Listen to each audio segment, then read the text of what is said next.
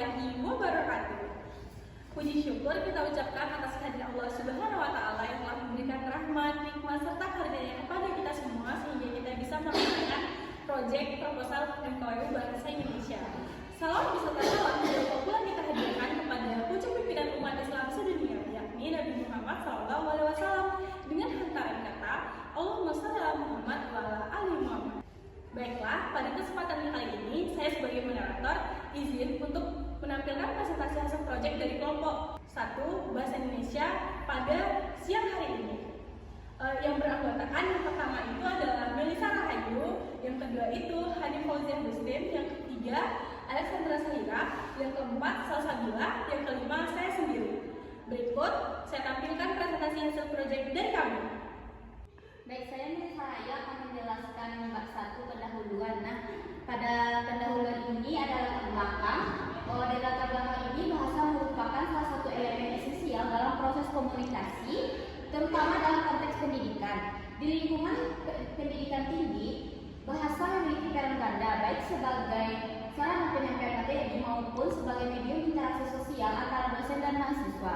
Dalam konteks pembelajaran di Gedung J Universitas Andalas, tempat berlangsungnya kegiatan akademik mahasiswa ilmu kesehatan masyarakat, pemilihan bahasa yang tepat antara bahasa formal dan informal menjadi aspek penting yang mempengaruhi suasana belajar dan efektivitas penyampaian materi.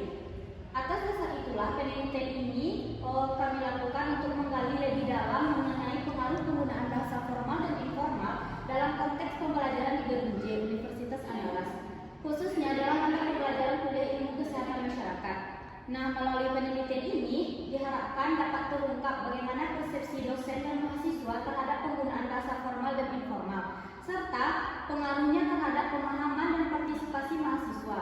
Penelitian ini juga diharapkan dapat menjadi acuan dalam mengoptimalkan pola komunikasi yang efektif antara dosen dan mahasiswa dalam rangka mencapai tujuan pembelajaran yang lebih baik. Nah, selanjutnya yaitu rumusan masalah. Nah, rumusan masalah yang kami ambil dari penelitian ini yang pertama yaitu bagaimana pengaruh penggunaan bahasa formal dan informal terhadap pemahaman dan partisipasi mahasiswa. Nah, yang kedua, bagaimana persepsi mahasiswa dan dosen terhadap penggunaan bahasa formal dan informal dalam konteks pembelajaran. Baik teman-teman, saya Salsabila Adriana Putri akan menjelaskan mengenai tujuan penelitian dari proyek kami. Nah, yang pertama itu adalah mengetahui pengaruh penggunaan bahasa formal dan informal terhadap pemahaman dan partisipasi mahasiswa ilmu kesehatan masyarakat di Gedung J. Terus yang kedua adalah menganalisis persepsi mahasiswa dan dosen ilmu kesehatan masyarakat terhadap penggunaan bahasa formal dan informal dalam konteks pembelajaran. Nah, untuk selanjutnya itu saya akan menjelaskan mengenai manfaat penelitian dari proyek kami. Yang pertama itu adalah manfaat akademis. Manfaat akademis dari proyek penelitian kami itu yaitu memberikan kontribusi terhadap kajian akademis mengenai komunikasi dalam konteks pendidikan tinggi, khususnya dalam memahami dinamika penggunaan bahasa di lingkungan pembelajaran. Lalu yang kedua adalah manfaat praktis.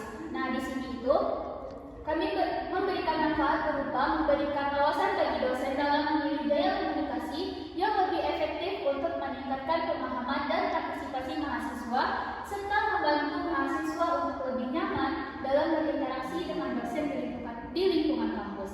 Lalu yang ketiga ada manfaat institusional, yaitu menyediakan dasar informasi bagi pihak universitas untuk merumuskan kebijakan atau panduan komunikasi yang lebih sesuai dengan kebutuhan pembelajaran di Gedung J Universitas Andalas.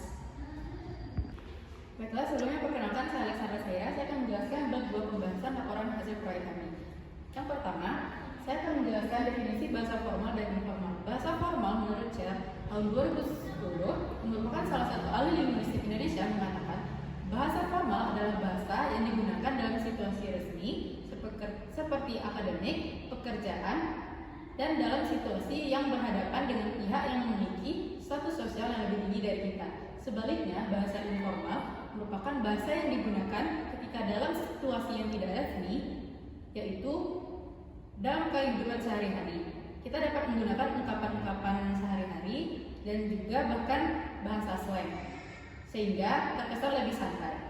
Yang kedua, yaitu pengaruh penggunaan bahasa formal dan informal terhadap pemahaman dan partisipasi mahasiswa.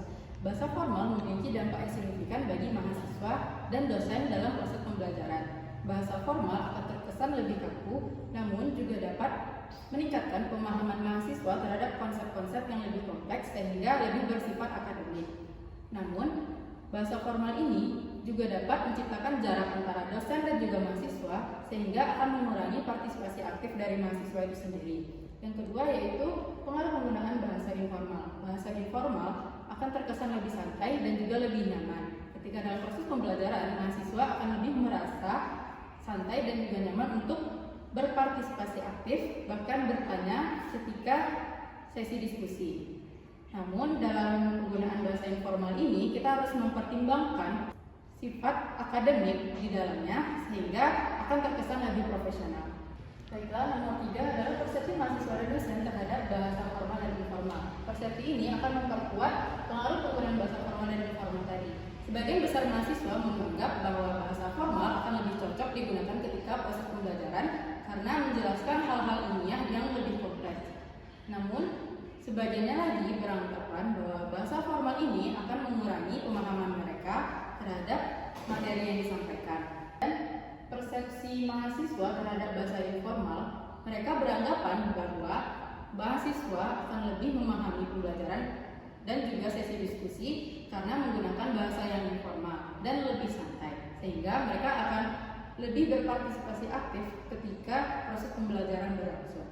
Nah, dalam persepsi dosen lebih sering menggunakan bahasa yang bersifat formal ketika mengajar karena akan terlihat lebih profesional dan juga bersifat akademik dalam proses pembelajaran, sehingga pemahaman terhadap materi akan lebih tersampaikan kepada mahasiswa.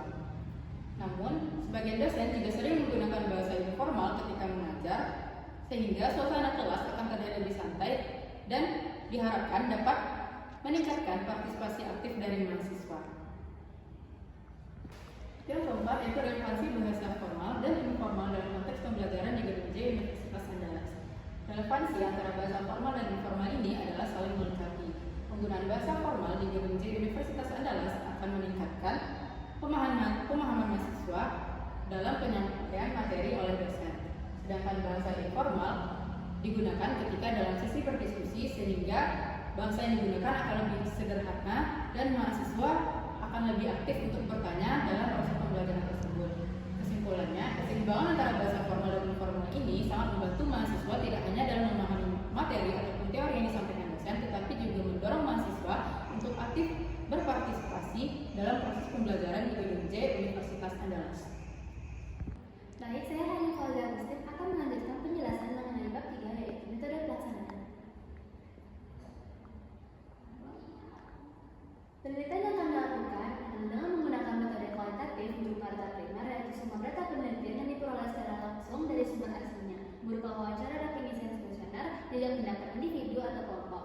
Penelitian ini membutuhkan pengumpulan data dengan cara menunjuk pertanyaan riset yaitu dengan cara wawancara ke beberapa mahasiswa universitas masyarakat yang belajar di Gedung J Universitas Andalas. Selanjutnya adalah lokasi dan waktu pelaksanaan. Untuk wawancara tidak langsung, kami melaksanakannya pada tanggal 17 November hingga 20 November 2024 yang berlokasi di Gedung Form. Untuk wawancara langsung, kami melaksanakannya pada tanggal 20 November 2024 yang berlokasi di Gedung J Universitas Andalas. Baiklah, saya Danila Farosita akan melanjutkan materi tentang bab 4 yaitu hasil proyek.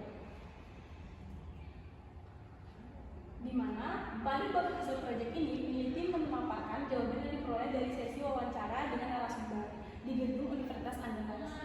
Nah, pada penelitian ini bertujuan untuk menganalisis tanggapan mahasiswa Universitas Andalas tentang penggunaan. Wawancara dilakukan secara tatap muka langsung pada tanggal 26 November 2024 dengan narasumber yang berprofesi sebagai mahasiswa ilmu kesehatan masyarakat Universitas Andalas yang berkuliah di Gedung J. Sedangkan kuesioner diberikan pada tanggal 17 November 2024. Kuesioner berisikan 10 pertanyaan dalam bentuk 8 option pilihan ganda dan esai 2 soal. Nah, yang pertama itu adalah hasil proyek 1 penggunaan bahasa formal. Mayoritas dosen menggunakan bahasa formal dalam pembelajaran 43,8%, sering 37,5% sangat sering. Nah, responden merasa nyaman dengan bahasa formal karena dianggap sopan. 81,3% nyaman dan 12,5% 65% sangat nyaman. Bahwa bahasa formal paling efektif saat menjelaskan teori sebanyak 68,8%. Nah, yang kedua itu adalah penggunaan bahasa informal, di mana banyak dosen menggunakan bahasa informal untuk menciptakan kenyamanan dan kemudahan pemahaman sebanyak 53,3% cukup, sering, dan 26,7% itu sering. Responden merasa lebih nyaman dengan bahasa Indonesia atau bahasa informal, di mana 66,7% nyaman, 26,7% sangat nyaman. Yang terbukti membantu pemahaman materi sebanyak 53,3% membantu, 40% sangat membantu. Bahwa bahasa informal lebih efektif saat diskusi di kelas sebanyak 50%. Nah, selanjutnya itu adalah 3, pentingnya penggunaan bahasa yang baik. Sebanyak 68,8% responden menyatakan penggunaan bahasa yang baik dan benar sangat penting agar pembelajaran lebih efektif dan mudah dipahami. Nah, harapan dan saran responden pembelajaran lebih fleksibel dalam penggunaan bahasa dengan tetap memprioritaskan bahasa Indonesia dan seimbangkan penggunaan bahasa formal untuk materi penting dengan penjelasan santai. Nah, yang terakhir itu adalah tambahkan pelatihan komunikasi bagi dosen dan mahasiswa untuk meningkatkan kualitas interaksi. Baik, yang terakhir yaitu bab 5 penutup. Nah, dari hasil proyek yang kami laksanakan terdapat beberapa kesimpulan dan saran. Yang pertama yaitu adalah kesimpulan. Dari proyek ini kami dapat menyimpulkan bahwasanya penggunaan bahasa dalam pembelajaran itu bagi mahasiswa jurusan Ilmu Kesehatan Masyarakat dan khususnya di Gedung J Universitas Andalas sangat mempengaruhi kenyamanan dan pemahaman mereka dalam proses pembelajaran. Penggunaan bahasa informal terbukti membantu dalam pemahaman materi pembelajaran, terutama dalam situasi seperti diskusi kelas, di mana bahasa informal itu lebih memungkinkan mahasiswa untuk berkomunikasi dengan bebas. Sementara itu, bahasa formal itu lebih efektif digunakan saat menjelaskan teori atau memberikan instruksi penting. Selanjutnya ialah saran. Dengan adanya fleksibilitas dalam penggunaan bahasa, agar proses pembelajaran lebih hidup dan dinamis, diharapkan supaya dosen itu dapat menyeimbangkan penggunaan bahasa formal untuk materi yang penting, namun tetap memberikan penjelasan yang mudah dipahami dengan menggunakan bahasa yang lebih santai dan tidak terlalu kaku. Sekian hasil dari presentasi proyek kami. Semoga hasil penelitian kami dapat bermanfaat bagi semua. Dan jika ada kesalahan, mohon dimaafkan. Dan jika ada kekurangan, mohon dilupakan. Karena kami hanya manusia biasa. Wabillahi taufiq wal hidayah. Assalamualaikum warahmatullahi wabarakatuh.